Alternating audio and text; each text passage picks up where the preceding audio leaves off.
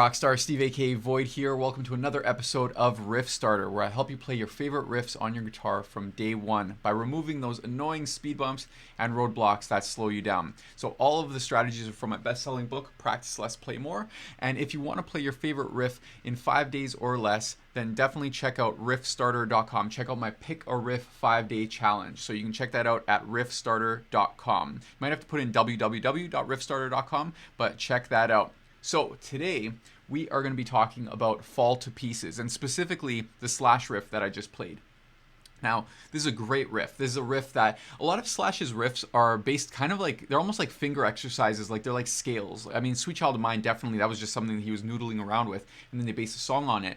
But these are the kinds of riffs that I actually prefer these riffs, that you play these riffs rather than playing scales and exercises, specifically exercises. Like, there are different exercises that you can play that I'm sure that they have some benefit for sure. I've played different exercises, you probably played some exercises, but when you play a riff, when you play a riff that is also one of your favorite riffs, let's say, it's going to do so much more for you because the exercise might be working on one or two things specifically, but when you play a riff that you love, you're gonna be working on about 5 or 6 different things, and it's gonna be way more fun as well. So what I wanna do today is I wanna go over some of the sort of common pitfalls, the speed bumps as I call them, or the roadblocks, and how you can get over them. I want to give you some ideas of how you can play this riff from day one. So what we're going to do is, and by the way, let me know in the comments. I always love hearing from you. Let me know in the comments whether you're watching live or you're watching the replay. Let me know, and I love hearing from you. So basically what a lot of guitar players will do, and maybe you do this, I've definitely done this in the past, and I still will do this every once in a while, and I catch myself,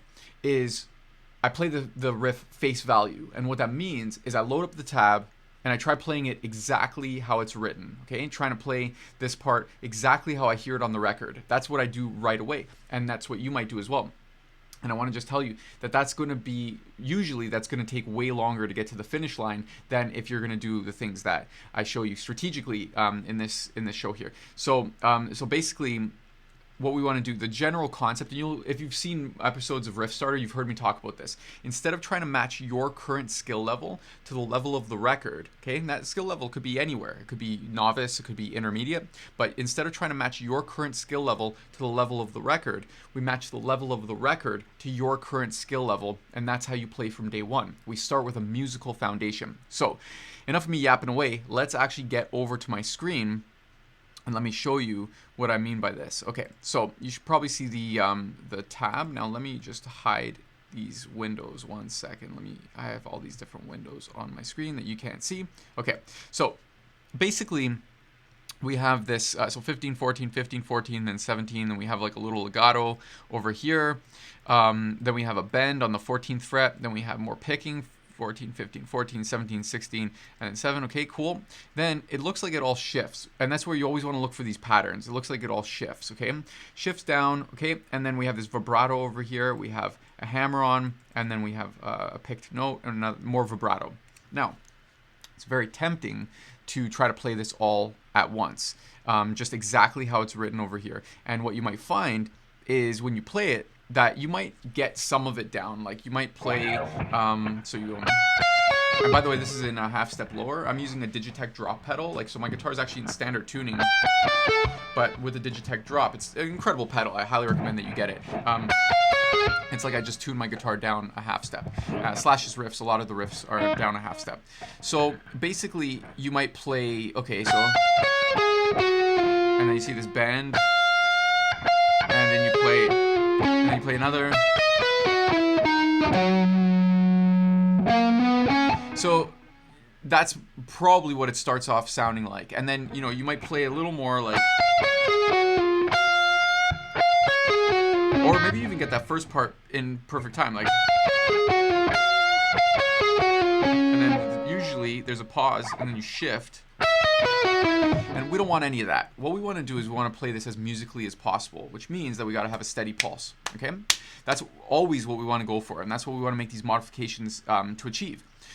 We basically want to have that musical pulse, okay? Let me know if that makes sense. Like, we want to make sure that we can play this riff from day one, and that's what we do is we match the level of the record to our current skill level, okay? So there's some ideas that I wanted to share with you in order to do that. Now, what we first will do, like I would just recommend like play all downs at first. Don't worry about any like alternate picking or anything like that. I would definitely remove this bend at first.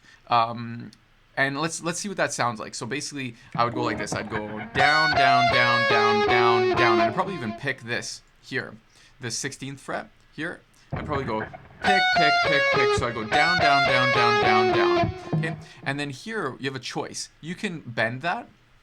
You can slide it. Okay. You could play just the melody on the 15th fret. So you can go like like that. You can just pick that. I highly recommend not doing the bend at first, especially if you're just getting used to bends. Don't do the bend at first because that's going to be a major roadblock right there. So I would play if you're going to play the melody, I would probably just pick it, the 15th fret. So I'd go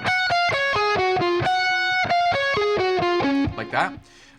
Then what you can do is once that feels comfortable, then maybe you could slide instead of bending. Okay. And then this is going to sound a little weird, but what you could also do on this part is you can just play this note. Imagine that it's the bend, but don't actually do the bend. So it gets you in position over here, but it prepares you like it's like a level in a video game. You first pass this level. Watch this. It's going to sound weird, but that doesn't sound like Fall to Pieces. But by putting my index finger here, it gets me set up for the bend. So it goes. Then once I get comfortable with that, then what I'll do next, and let me just show you here, I'll go back to the full screen. So what I'm doing, I'm going like this, I'm going. And you think, oh, wait a second, that's not Fall to Pieces, but it sets me up here. It gets me comfortable with being right here, and then I could bend. And actually, I don't even care if I bend all the way up. I'm just starting to I'm easing into it. I'm gonna go. Okay, then once that feels comfortable, then you can take it one notch higher, so you can bend a little more. But you've done so much practice on the other parts that this bend now starts to now it starts to make sense. But if you do that right at the beginning, it's too much, too many things for your brain to process and for your fingers to process. They can get all tangled up. Okay, so these are the different strategies that you can get over that hump. Okay. Now, the next part here, now this jump, this string skip, okay, that might be a little bit of, it might be a bit of a speed bump for you. So what you can also do there is you can go like this. This note here, which is the wrong note. It's not the note that you're going to be playing in the riff. But it's the same thing here. So it's playing that same pattern. You're just taking the same pattern and saying, okay, brain, just do the same thing 2 frets down. Once that feels comfortable, so you do that 3 times without making a mistake. If you're following my fast practice formula, so 3 times without making a mistake before moving on. Okay. So, actually, I made a mistake there, so I'll do it again. Okay. And once that feels comfortable, then you take it up a notch and you play the note that it's in. It's supposed to be the 6th fret or the 6th string. So like that, and you do that 3 times without making a mistake. So it's this incremental type thing where, no one said you have to play it exactly like the tab. Really, I want to empower you to take all these pieces, no pun intended, but you want to take them and you want to fit how you need to, basically suit your needs. Like, instead of trying to match your current skill level to the level of the record, match the level of the record to your current skill level, and then also be strategic. Okay, so no one said you have to play it exactly like the record. You can match it to what you need at that time, and you can see how strategically I removed the bend at first because I know that I need to get here first, and then once that feels comfortable, I modify the music, and as long as I could stomach it, a lot of people can't. As long as I could stomach it, then I'm gonna be way better off because the coordination, my brain is saying, okay, thank you, you're making this easy for me, and then I'm going to then take it up a notch, and then I can get, it seems like more moves, but I can actually get the final result a lot faster on any riff because of the strategies like this, because it's more moves, but it's each way I'm never getting stressed out.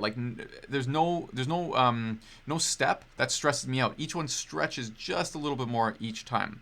Okay, so basically and that's with the down picking, but then you could also start incorporating some alternate, but only once the downs start feeling comfortable. So, I'm giving you some examples. You make this your own. Like, you might start with alternate, and that might be fine, because you might be a little bit more advanced with picking. Totally cool. But remember, you never want to match your current skill level to the level of the record. Match the level of the record to your current skill level. That's how you play from day one. The bend might be a little bit beyond your skill level. Just doing that. If you notice you make a couple of mistakes, you try at face value at first, you make a couple of mistakes, then start getting more strategic. I don't want you wasting your time just trying to do face value over and over and over and over again. It's how, this whole practice thing is just a complete waste of time. Just be more strategic, and you can practice efficiently, like I show you in my book, Practice Less, Play More. It's like more efficiently, and then you can play the song a lot faster. I'm going to show you one more thing here. Also, the guitar's a grid, so you don't even have to play it exactly how it's written on the tab. So you can actually go like, you can play it in different spots. And then you move this down. Whoops. You can play it in different spots. You don't even have to play it exactly how it's played on the record. So, if you want more help with this, kind of strategy, then, you definitely check out my book, Practice Less, Play More. But also, check out riffstarter.com. Go there. It's going to take you to my Pick a Riff 5-day guitar challenge. And you can play, whether it's Fall to Pieces, I don't know if that's your favorite riff.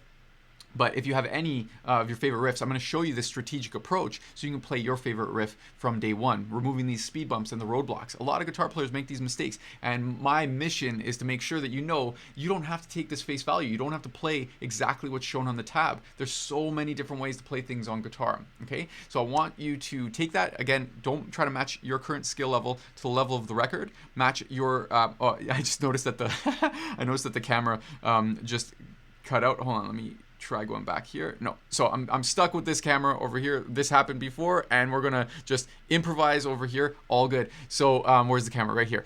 So instead of trying to match your current skill level to the level of the record, match the level of the record to your current skill level. That's how you play from day one. Okay. So I want to quickly just check the comments because I heard some there. Okay. Hey Aaron, how's it going, buddy?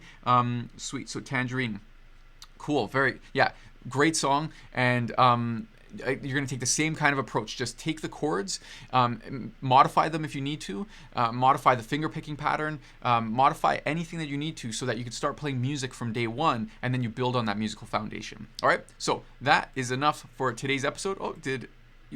My camera is freaking out over here. Okay, so we're going to end it before my computer explodes. I hope you enjoyed the episode of Riff Starter, and we'll see you in the next one. Take care.